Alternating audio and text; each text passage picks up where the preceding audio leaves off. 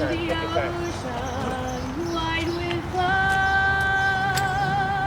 God bless America, my home sweet home. God bless America, my home sweet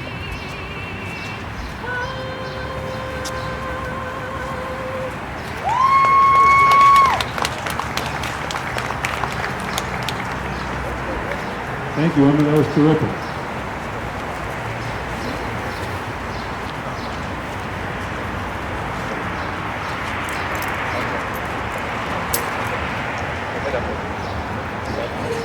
Go for it, Tom.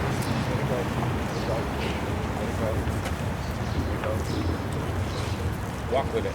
You walk with it.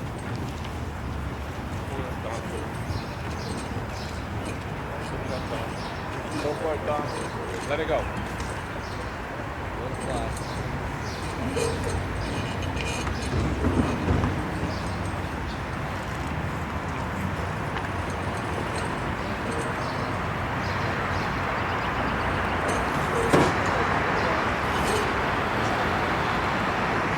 Welcome to the annual 4th of July parade in Fairhaven, Massachusetts. I'm here in front of the Fairhaven High School, in front of Unitarian Church. And there goes John Medeiros and Sally Medeiros and their antique hot rod. We've got the whole club here this morning.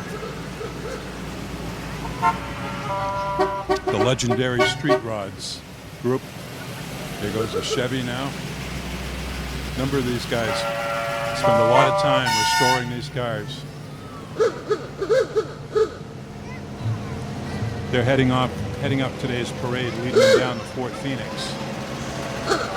They just started from Fairhaven High School, and then did a little cruise around the town, came up onto Cushman Park on Green Street, and are going to lead the parade, the floats from the parade up here into Green Street, past the Unitarian Church, and down to Fort Phoenix.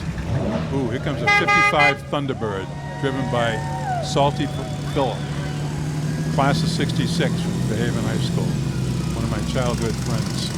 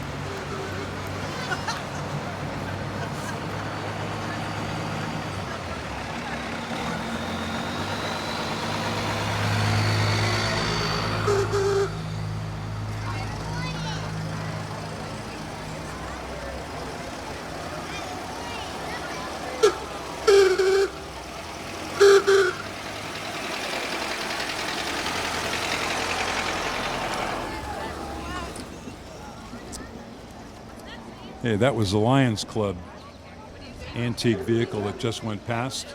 The Lions Club is sponsoring today's parade. And they're coming up the street now. They're going to be heading off the parade today.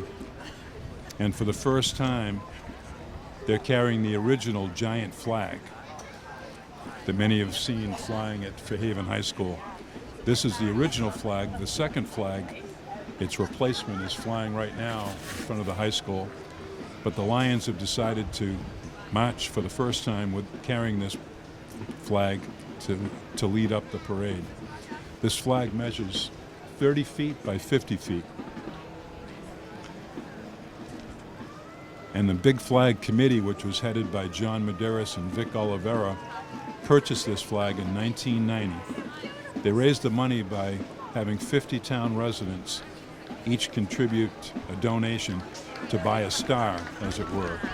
And by purchasing one of the 50 stars on the flag, it helped produce the amount of money needed to purchase this flag. All right, here they come now. You can hear the cannon being fired behind it from the Fairhaven militia.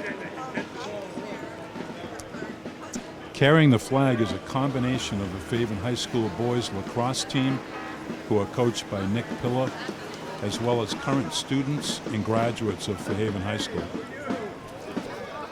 Now, for those of you that might be interested, the flag in front of the high school is going to be lowered at 6 o'clock this evening, and you're all welcome to come down and join in this ceremony and help take down the flag. It takes about 20 people to take down the flag. Yeah. And we're very appreciative of these Fairhaven High School volunteers carrying the flag today. Oh, there goes teacher Greg Davis with his young child in the carriage. Fairhaven selectmen going by. This is quite an event every year. It seems like it gets bigger year after year. Now the next group coming is the Fairhaven militia. And you can see a few people dressed in curious clothes.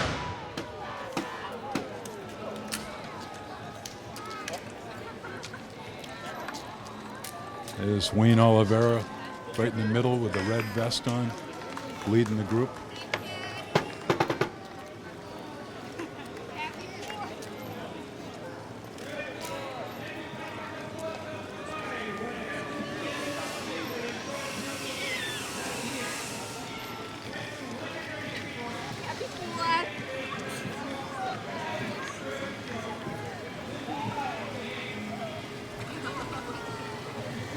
Okay, the Lions Club float going by.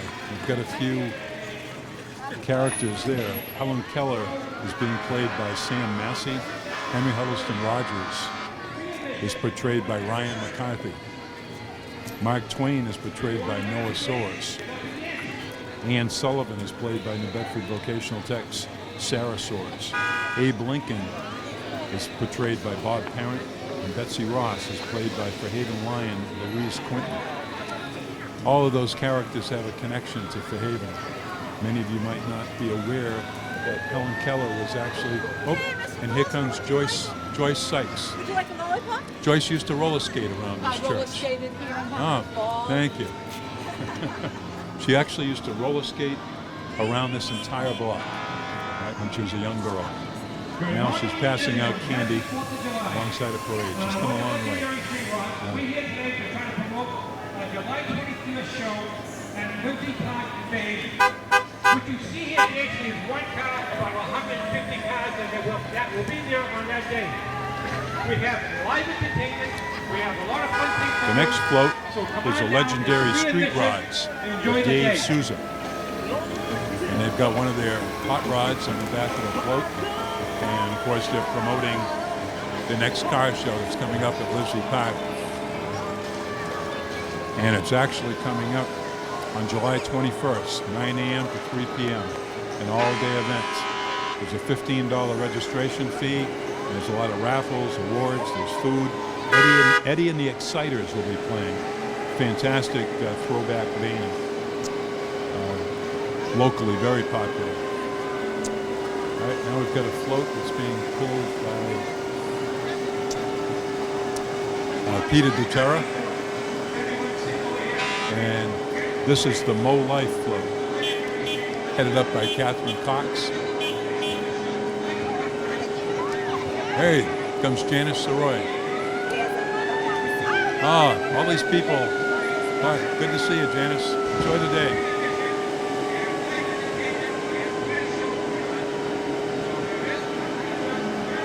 This is my first time being a commentator on this parade, so I've surprised some of my friends who weren't expecting to see me here in front of the church doing this today. Oop. The next float is a little bit of a noisy one. It's a North Fairhaven Improvement Association float.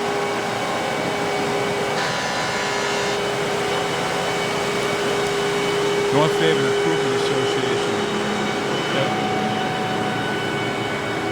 float is dedicated to the memory of Bob Cormier, who resurrected the North Haven Improvement Association in January of 1993, and he remained president until 2003.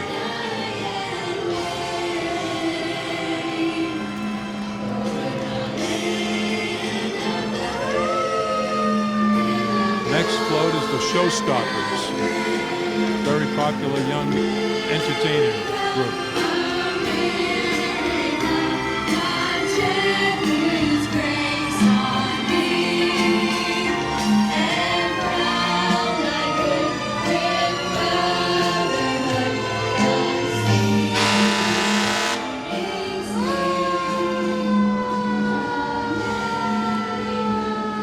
We've got a car from Dorothy Fox's Chocolate.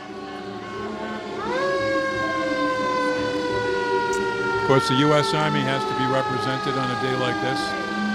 In Washington, they get tanks, but we've got a Jeep here, and this is driven by Wayne Cabral.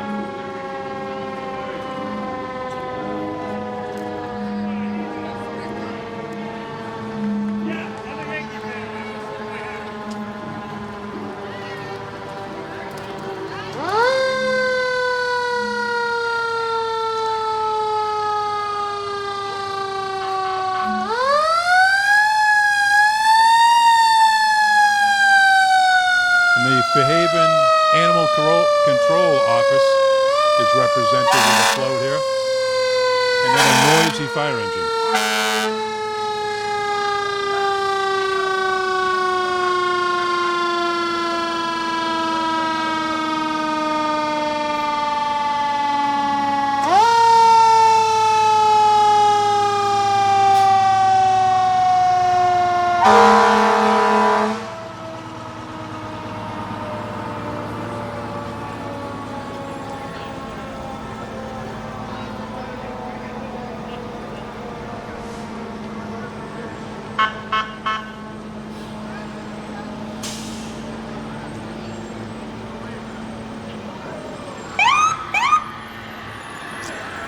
Okay, Harbor Master Tim Cox is coming up with one of his rescue boats in tow.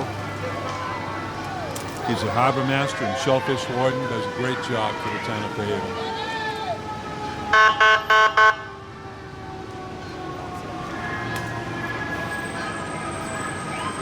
And we've got a series of fire trucks coming up from the town. Our ladder truck, of course, followed by several of the pump trucks and the rescue vehicles.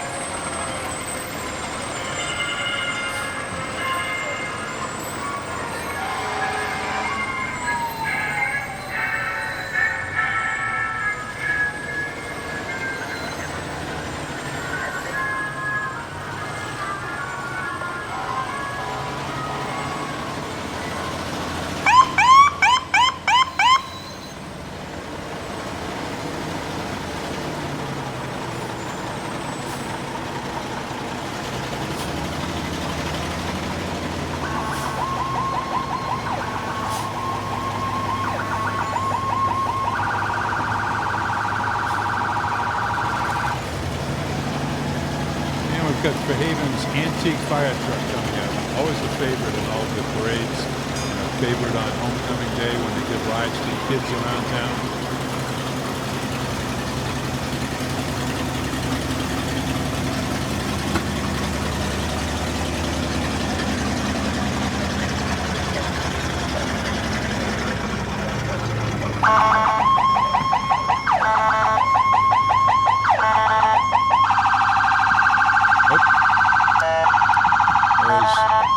Roger Gautreaux and his wife Lynn.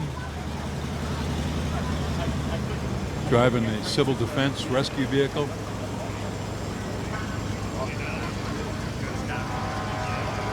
And we've got a representative from the Sheriff's Department, Bristol County Sheriff's Department, and it's like the last vehicle is going to be one of our police officers.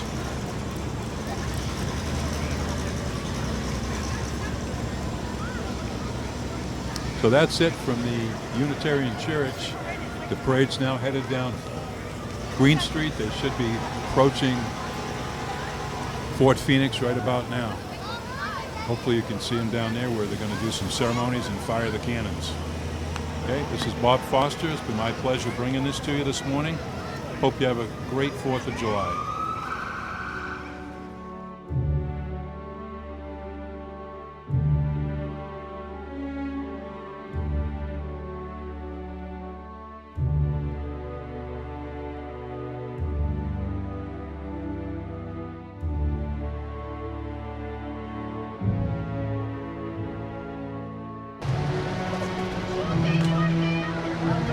Guys, can sit right here if you want. So we can sit up here. We all set?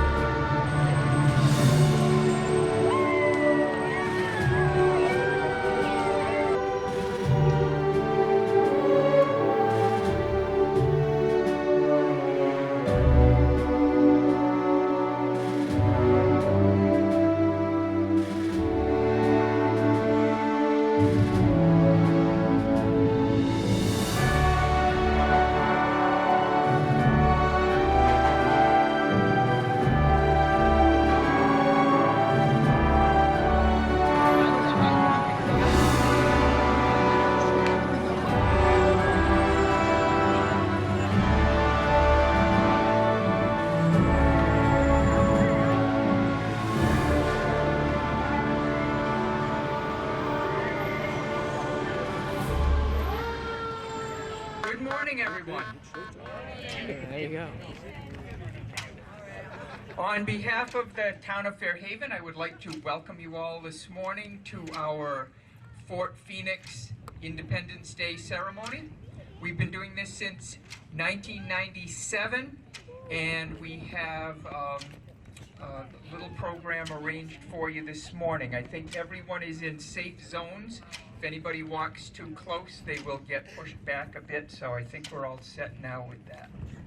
My name is Chris Richard. I'm the Tourism Director for the town of Fairhaven, and I'd like to start out a little bit with some history of the fort, why we are doing this here today on Independence Day. Of course, Independence Day is the celebration of the signing of the Declaration of Independence during the Revolutionary War. And during that war, Fairhaven was a village within the larger town of Dartmouth. And on the Acushnet River, there were 4 villages when the war began. There was Bedford Village across the way. They later found out that there was another Bedford in Massachusetts, so they added the new Bedford to it. There was Head of the River, or Acushnet Village, about 3 miles north of us.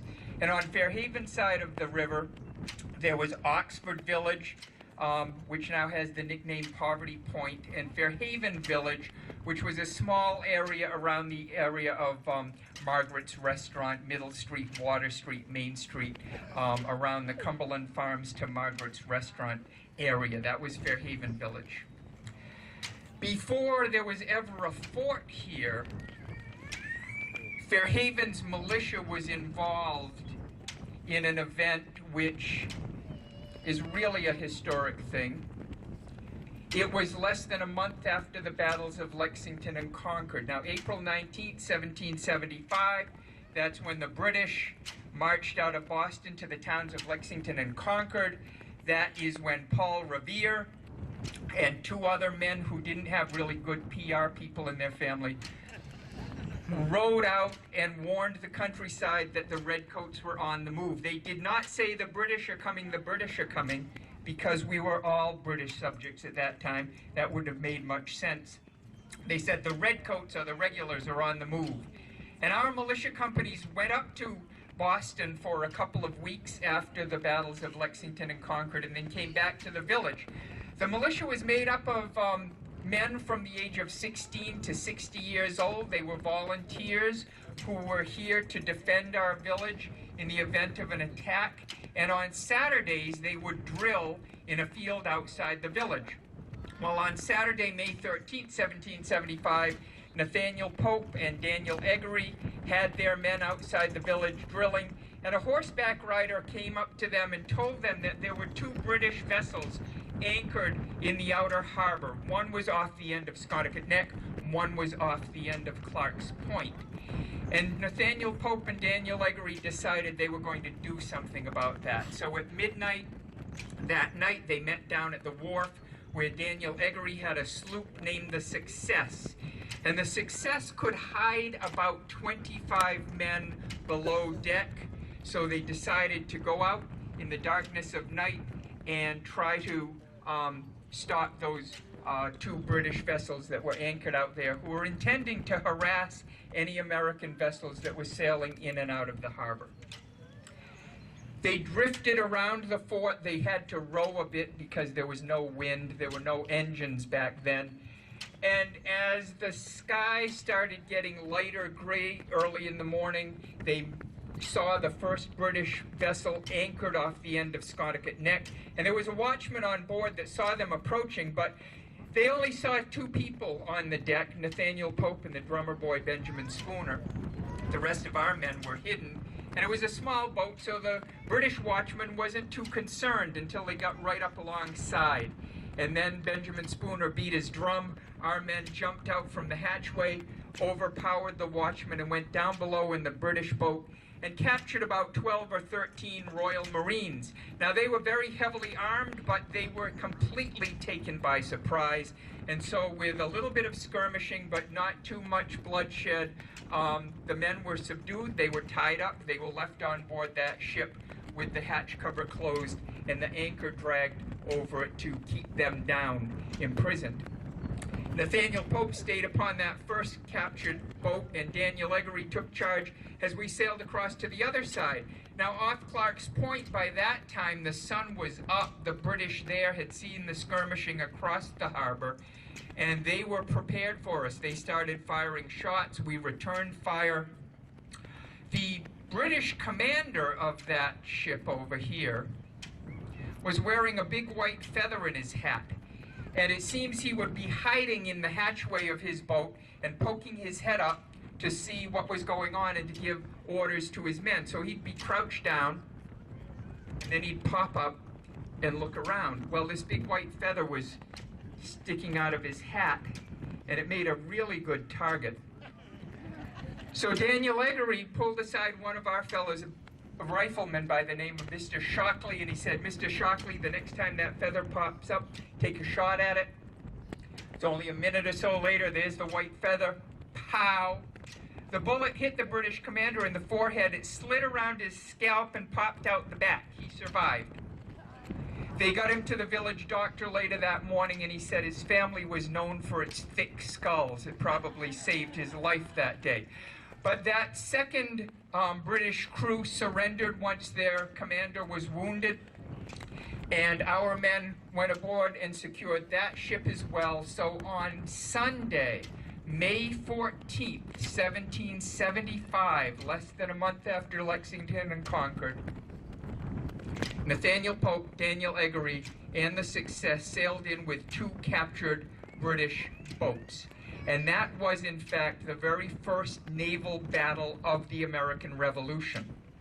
It's recorded in history books. It's taught everywhere except the town of Machias, Maine, where they claim the first naval battle of the Revolution. This took place on June 16th, and my historical research has always shown that May 14th is earlier than June 16th. So ours was, in fact, the first naval battle of the Revolution, fought by Fairhaven village people, and we won. Yes. The fort was then built here on Nolscott Point. It didn't have a name.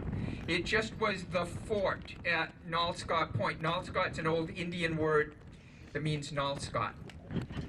And we built the fort here, and the war continued with about 34 men on duty here. In Philadelphia, in July of 1776, our Continental Congress was meeting, and on July 2nd, Congress voted to separate from Great Britain. And then on July 4th, the document was approved and signed, our Declaration of Independence. This morning, the Chairman of the Board of Selectmen, Charlie Murphy, is going to read to us from the Declaration of Independence, and that is what Independence Day is really all about. Charlie?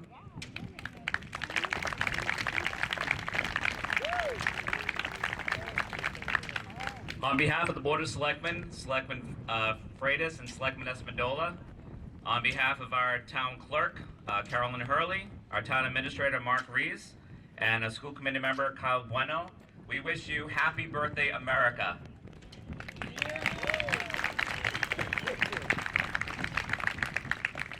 I would also like to get a round of applause for our tourism director, Chris Richard, and the village militia, and also our veteran agent, Brad Fish, who put this all together. Let's give them a round of applause.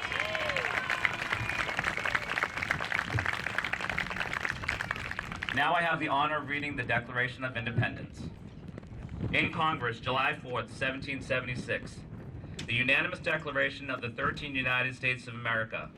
When in the course of human events it becomes necessary for one people to dissolve the political bands which have connected them with one another, and to assume among the powers of the earth the separate and equal station to which the laws of nature and nature's God entitle them, a decent respect to the opinions of mankind requires that they should declare the causes which impel them to the separation. We hold these truths to be self-evident, that all men are created equal, that they are endowed by their Creator with certain unalienable rights, that among these are life, liberty, and the pursuit of happiness, that to secure these rights, governments are instituted among men, deriving their just powers from the consent of the governed, that whenever any form of government becomes destructive of these ends, it is the right of the people to alter or abolish it, and to institute new government, laying its foundation on such principles and organizes its powers in such form as to them shall seem most likely to affect their safety and happiness. Prudence indeed will dictate that governments long established should not be changed for the light and transient causes, and accordingly all experience has shown that mankind are more disposed to suffer while evils are sufferable than to right themselves by abolishing the forms to which they are accustomed. But when a long train of abuses and usurpations, pursuing invariably the same object evinces a design to reduce them under absolute despotism, it is their right, it is their duty to throw off such government and to provide new guards for their future security. Such has been the patient sufferance of these colonies, and such is now the necessity which constrains them to alter their former system of government. The history and present King of Great Britain is a history of repeated injuries and usurpations, all having in direct object the establishment of the absolute tyranny over these states. In every stage of these oppressions, we have petitions for redress in the most humble terms. Our repeated petitions have been answered only by repeated injury. A prince whose character is thus marked by every act which may define a tyrant is unfit to be the ruler of a free people. We, therefore, the representatives of the United States of America, in General Congress assembled, appealing to the Supreme Judge of the world for the rectitude of our intentions, do in the name and by authority of the good people of these colonies solemnly publish and declare that these united colonies are, and of right ought to be, free and independent states, that they are absolved from the allegiance to the British Crown, and that all political connection between them and the state of Great Britain is and ought to be totally dissolved, and that as a free and independent states, they have full power to levy war, conclude peace, contact alliances, establish commerce, and to do all other acts and things which independent states may of right do. And for the support of this declaration, with a firm reliance on the protection of divine providence, we mutually pledge to each other our lives, our fortunes, and our sacred honor. Ladies and gentlemen, this is your Declaration of Independence.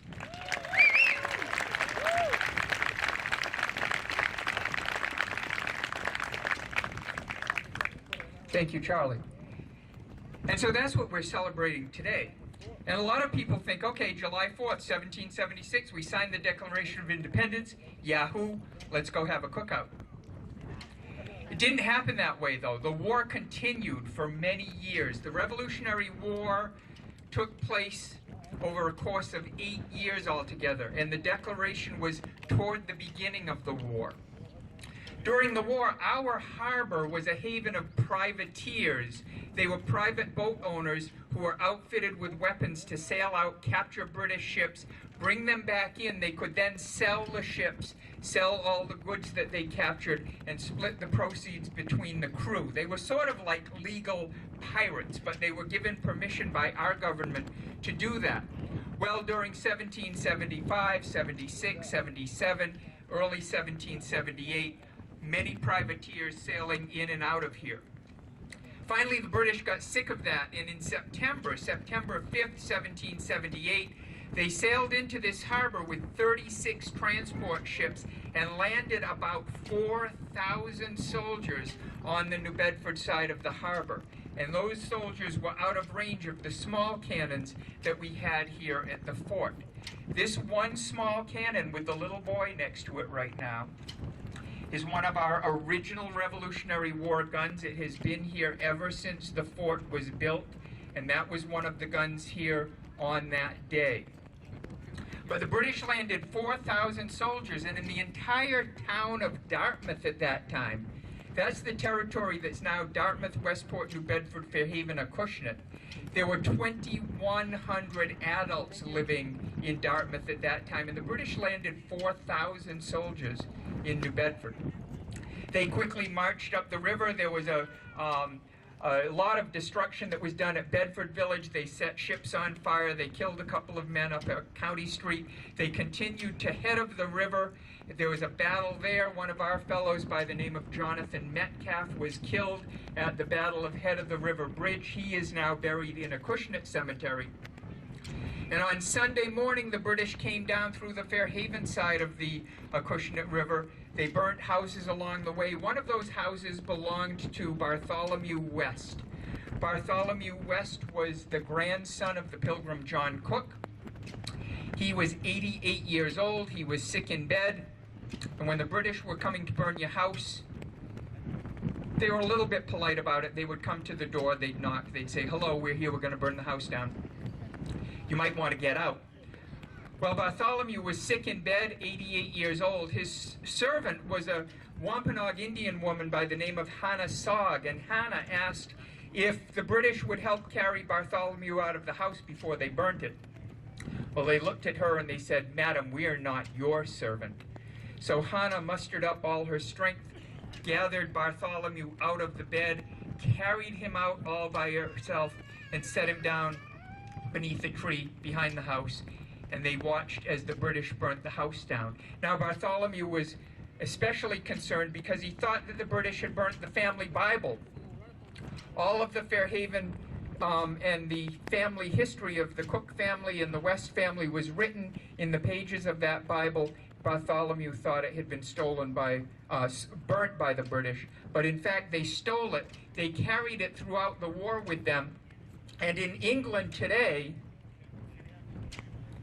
in the club rooms of the 46th Regiment of Foot, in a glass case, there is Bartholomew West's family Bible, stolen during the Revolution. They still won't get it back. Ellie Silveria, the commander of the Fairhaven Village Militia here, is a direct descendant of Bartholomew West, and he and other family members in the past have been trying to get that Bible back to America, and the British still won't give it up. Well, the British troops continued on from there out to Scoticut Neck.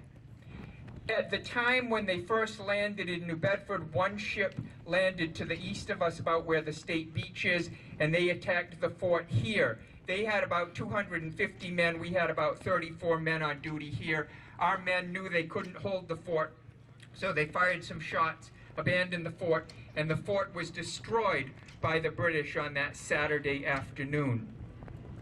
It was later on, after that battle, when the fort was rebuilt, that it was given the name Fort Phoenix, after the mythical bird that rises from its ashes.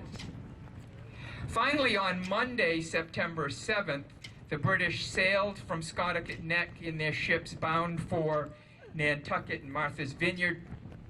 It was Labor Day weekend. They wanted to go to the islands. And that battle really damaged our harbor for the rest of the war. The first whale ship to leave New Bedford Harbor after the British attack was in 1783, just as the war had ended. So Fairhaven itself, New Bedford, Acushnet, people from all of the countryside around were involved during this Revolutionary War. This is part of our local history.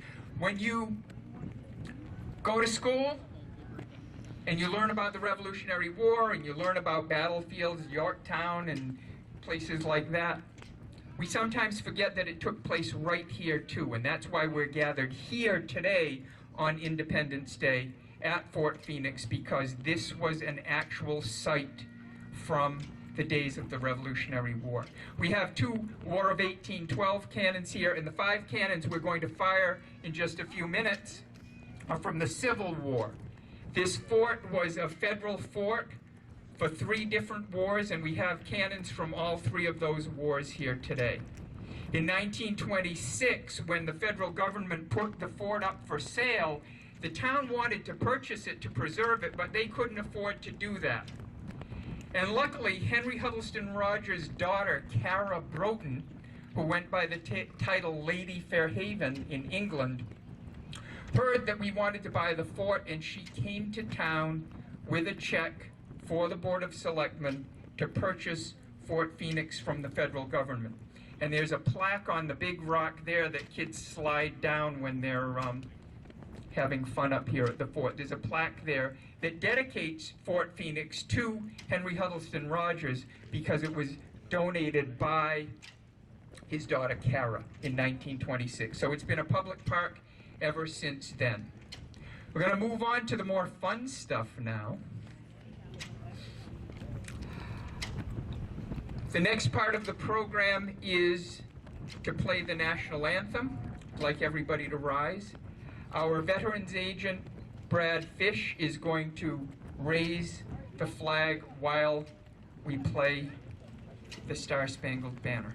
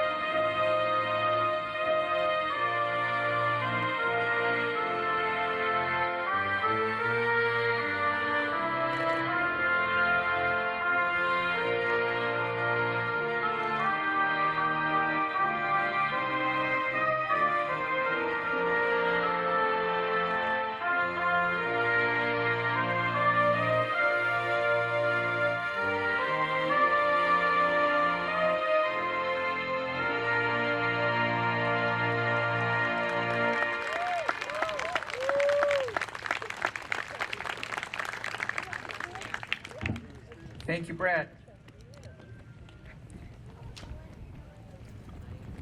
We always cap off this ceremony the same way. It's the reason most of you came out. It's for the firing of the 5 big Seacoast Defense cannons. Now, Wayne Oliveira is the artillery captain for the Fairhaven Village Militia. We have to thank him many, many times over because it was It was Wayne Oliveira and the late Earl Fonts who first volunteered back in 1997 when I was planning the first 4th of July parade. They volunteered to come down and fire these cannons for the first time in many, many years. And that happened then. We've been doing it just about every 4th. Since then, I think there was one that was rained out. Wayne is still with us doing that today. And as he issues the commands, oh yeah, let's give him a round of applause.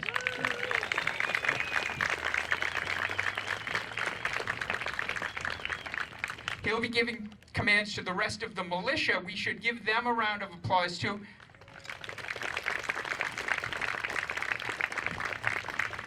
Since we're doing history, the Fairhaven Village Militia started out as a very tiny group of volunteers for the Office of Tourism in 1999, but by 2003 they had grown and they decided to take on the name Fairhaven Village Militia. They then sort of became a separate organization. They're now a nonprofit organization that's separate from the Office of Tourism. And they do 2 historical encampments a year here. They march in parades. They participate in events in other communities as well. And every 4th of July, they fire the cannons for us here. So big thanks to the Fairhaven Village Militia.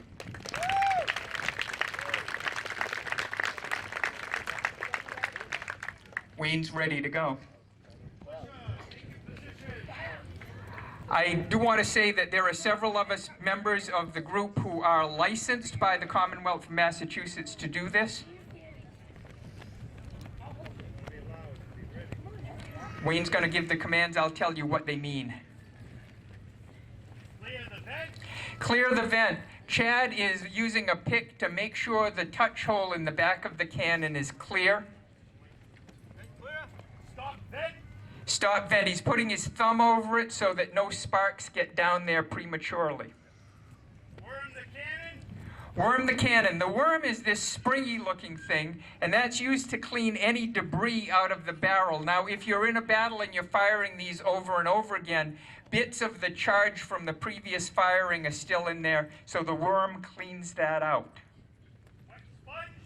The wet sponge would be sheepskin soaked in water. That's used to put out any glowing embers in the barrel.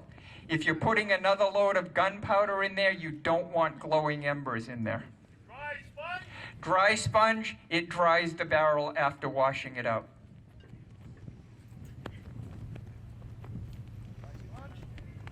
Charge. The powder monkey comes forward with the charge. When these cannons were fired, that would be a 10-pound bag of gunpowder. The bag would be made of linen. We now use about 1.5 pounds of gunpowder in these guns. The gunpowder is put in the gun.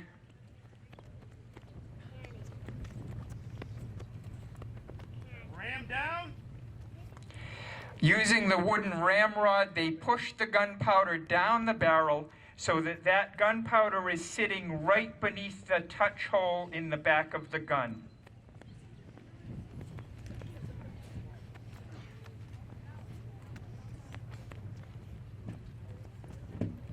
It's tamped in there nice and securely. Pick the charge! Pick the charge with a brass pick. Chad is now poking down through the touch hole to break open that bag of gunpowder inside.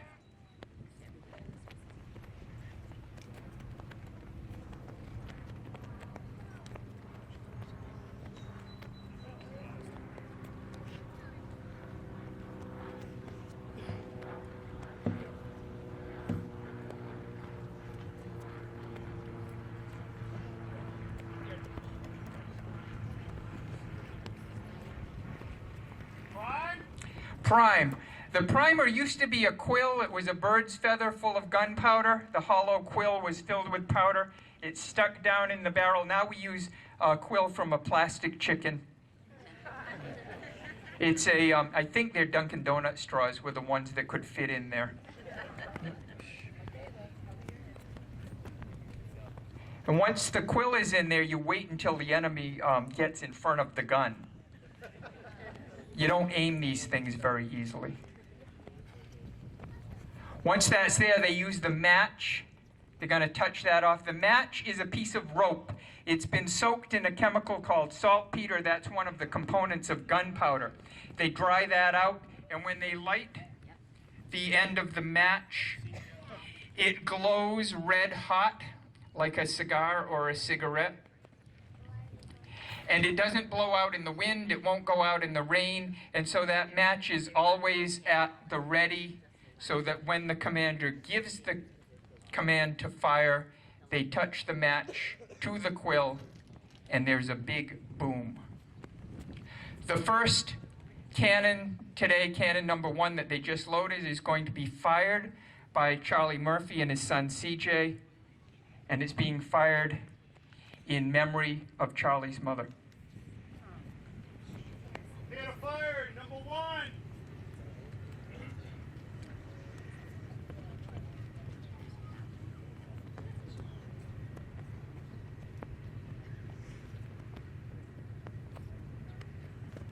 Fire!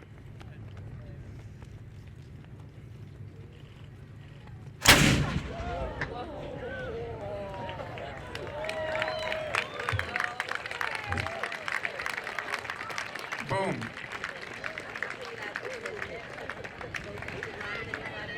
The rest of the crew is now awake so that they can fire guns 2 through 5.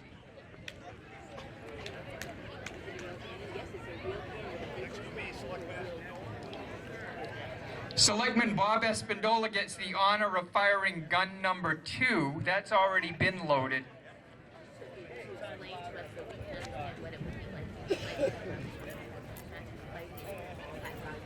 Cannon fire, number 2.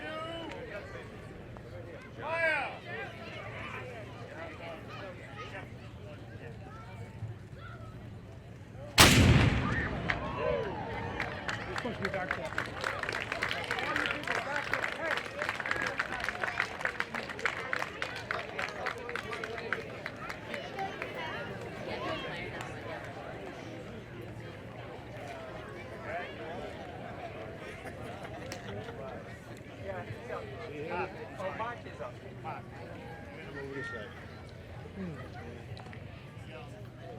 Firing cannon number 3 is Town Administrator Mark Reese.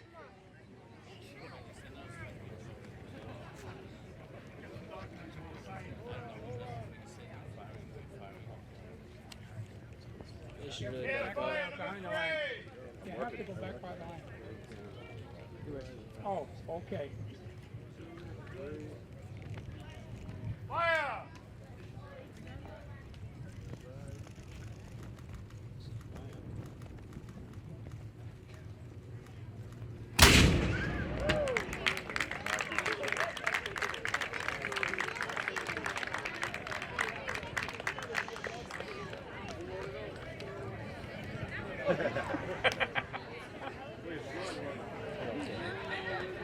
Never in your life did you think you would be doing that, would it? Our veterans agent, Brad Fish, is now going to fire gun number 4. He's firing in memory and in honor of all his family members who have served in the military. Cannon fire, number 4. Fire! They should back up.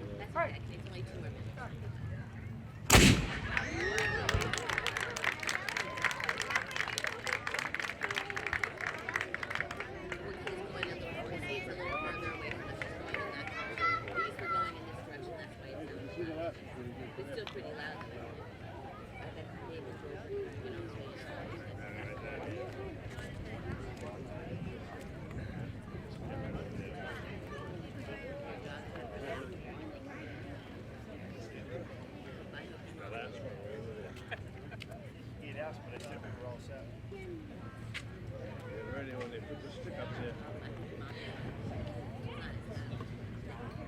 Firing the last gun, we have Town Clerk Carolyn Hurley, School Committee man Kyle Bueno, and somebody with the name Duart on the back of his hat. Cannon fire, number 5. Fire number 5.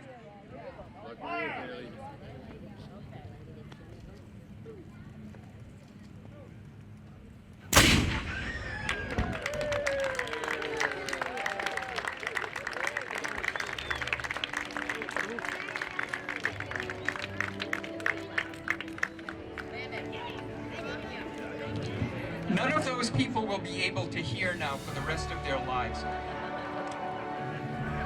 I would like to thank all of you for coming out on this beautiful 4th of July morning to celebrate with us. I'd like to thank the Board of Selectmen, Town Administrator Mark Reese, Brad Fish, the Veterans Agent, the Fairhaven Village Militia, and everyone else who participated today. Thank you all very, very much.